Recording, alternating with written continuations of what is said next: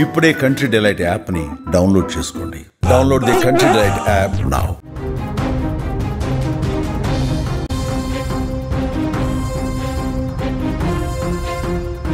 తెలంగాణలో వరుసగా బస్సు ప్రమాదాలు కలవరపెడుతున్నాయి.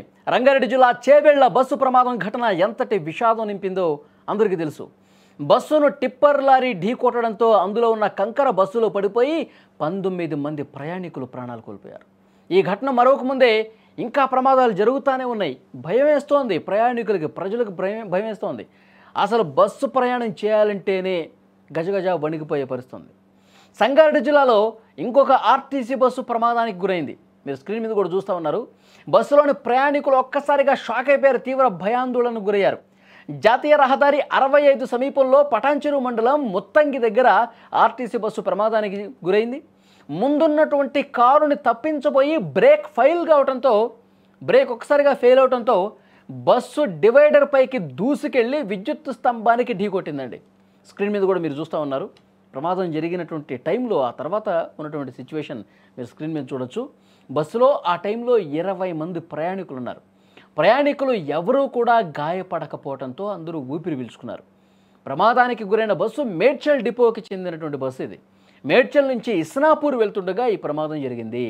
సమాచారం అందుకున్న వెంటనే పటాన్చెరు పోలీసులు అక్కడికి వెళ్లారు. పరిస్థితిని పూర్తిగా పరిశీలించారు.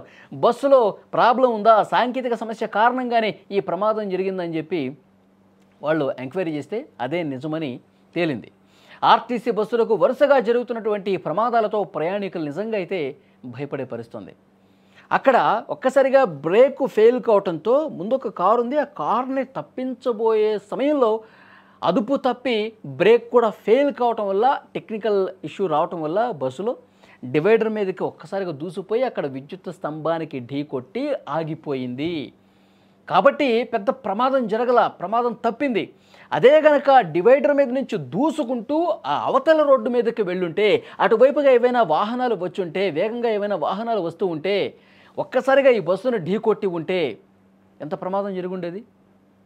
అటుగా వస్తున్న వెహికల్స్ ప్రమాదానికి గురైతే అటువైపుగా వచ్చే ప్రయాణికులు ఇబ్బంది పడే పరిస్థితి ఉండేది కదా. నిజంగా ఇలాంటి ప్రమాదాలు వరుసగా జరుగుతుండడంతో కొంత ఆందోళన కనిపిస్తుంది.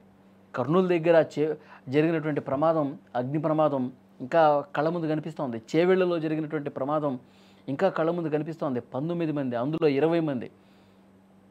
ఇలా వరుసగా ప్రమాదాలు భయపడే పరిస్థితి వచ్చింది. సో ఇవి జరగకుండా ఉండటానికి చర్యలు తీసుకోవాలి.